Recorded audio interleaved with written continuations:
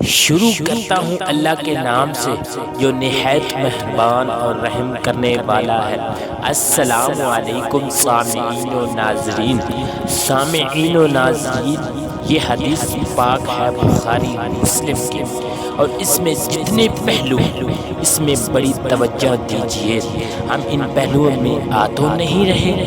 آپ صلی اللہ علیہ وآلہ وسلم ہمارے لیے سب سے بڑے حکیم ہیں، اور سب سے حکمت حضور نے ہمیں بتلائی ہے، یعنی اس رستے چلو گے تو بچو گے، اور اس رستے جاؤ گے تو ہلاک ہو جاؤ گے۔ حضرت ابی ہریرہ سے روایت ہے کہ نبی کریم صلی اللہ علیہ وآلہ وسلم نے فرمایا کہ 7 چیزیں سے بچو جو ہلاک کرنے والی ہیں۔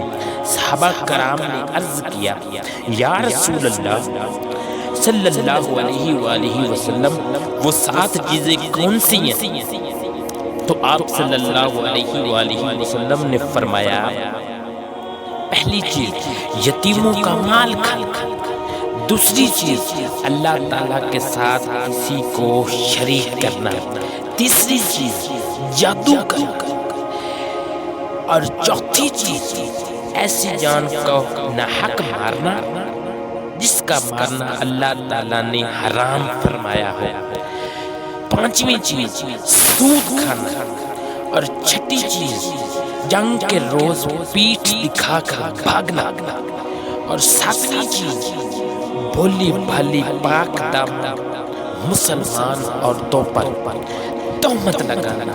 میرے پیارے سامعین و ناظرین، یہ 7 چیزیں ایسی ہیں